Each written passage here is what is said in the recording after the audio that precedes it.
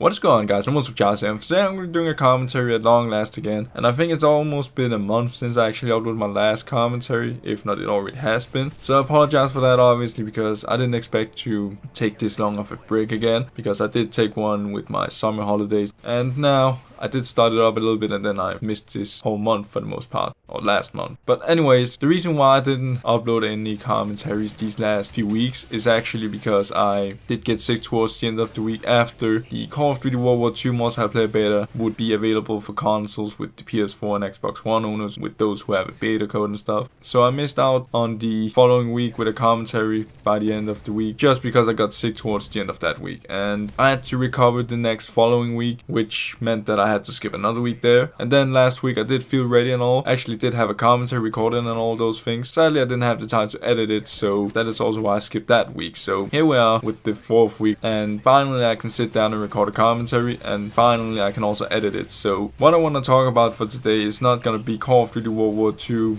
with my thoughts about the beta and stuff, because that is actually what I did plan to do, especially when that beta ended for the consoles at least. And since it's almost been a month, I think I don't really feel like it is worth actually talking about it at this point, for me at least, because it is so late for me to do this stuff. So I'm just gonna cancel it. And I could mention some quick things about the PC version with the open beta and stuff, but since my main experience comes from PlayStation 4 and that is mostly where I played that beta, I will not be talking about the PC version because I don't have enough knowledge about it there. I just tried out a few matches and then I would delete it because obviously my stats won't get saved and anything like that, so there's no point in continuing for too long. But overall, quickly just want to say though that I do look forward to it. I mean, there's less than a month away from the full release of the game already, which is really exciting because it's Call of Duty time again, I guess, and I always look forward to Call of Duty when it comes out, so I can't wait for this year either. And especially with the story each and every year, I know it's gonna be a epic journey and stuff, so I know that I will not get disappointed when I buy the game, just for the stories at least. And multiplayer seems so far that it is actually pretty fun and all, but I actually do want to see some fixes and some changes in, for example, the menu, but that's all I'm gonna say now. So with that out of the way, I want to talk about some gaming news instead, because I've also missed out on quite a few gaming news in general with these past few weeks that I've been away with commentary and all those things. I mean, I haven't even wrote any of it down on my video descriptions or titles, which I would normally do. Like for example, Cuphead, when that released, I didn't write it down on the title or description. Basically,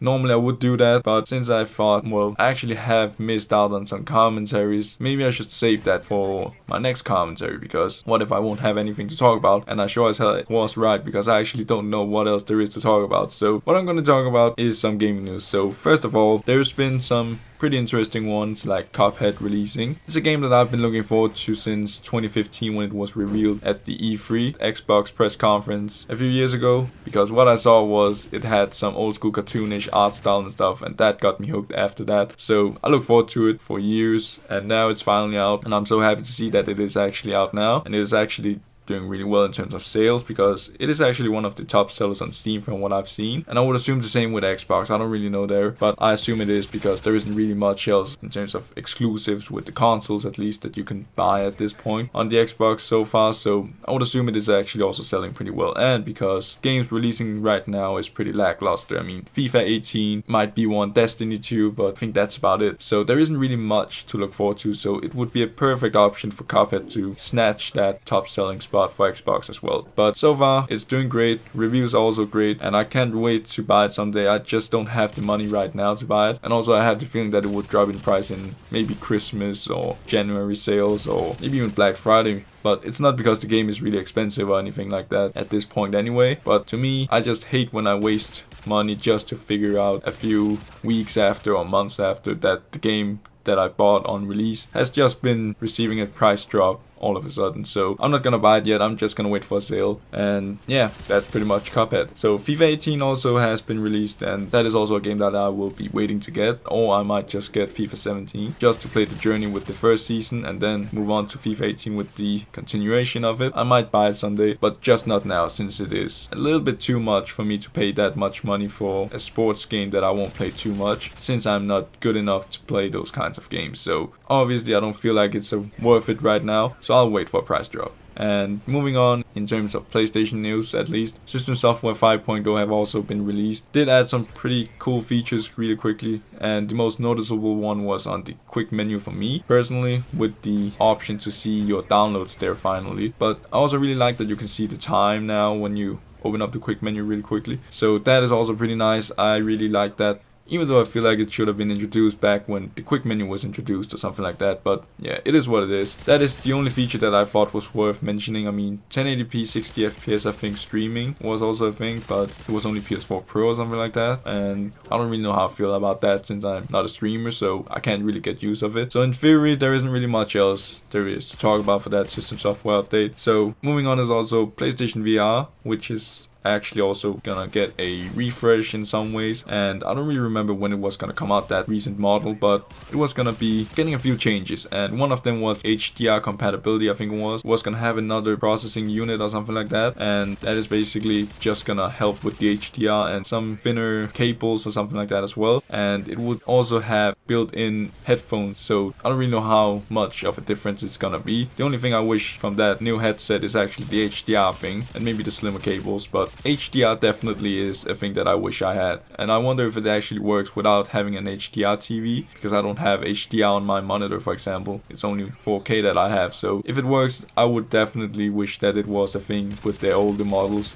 back when they actually did make it. But it is what it is, I guess. Better late than never. But PlayStation Move is also gonna get some updates really quickly in terms of battery life, and also the charging port would change to what you now use to charge your DualShock 4 controller. And before that, it used to be the PS3 one, just because it is basically the PS3 version of PS Move, just reproduced again, I would assume, and sold as a PlayStation VR thing. And I don't really like it too much, and again, I really wish they would have thought about these things when they actually launched these products, because I feel like this should have been a thing when they launched PlayStation VR and the Move controllers. So in general, I wish they would have had that feature a long time ago. Moving on is also Horizon Zero Dawn. It was announced that a few days ago it was gonna launch with a complete edition, which is basically the game, and the Frozen Wild DLC, I think it was called, which is also, by the way, coming up soon, and I can't wait for that either. And with this complete edition, I actually thought it looked really good with the cover art, because I actually think that it looks much better than, for example, the Steelbook, and so I kinda consider getting it just for that cover.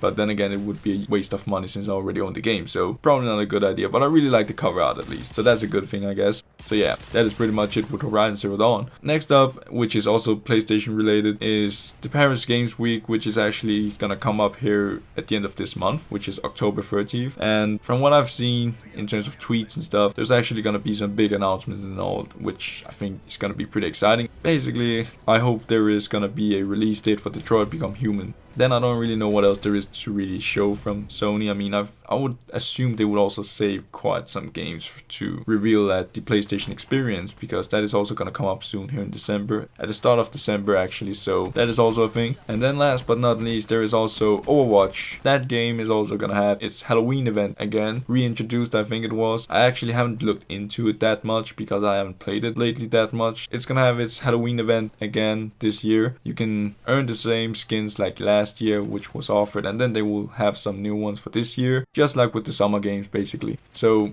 that's also a thing that I thought was pretty interesting. I might come back to it actually just because of that and check it out really quickly. And yeah, I think that is actually all that I had to mention for you viewers as it is right now. So I hope you viewers enjoyed this video, and hopefully I will see you viewers on my next one.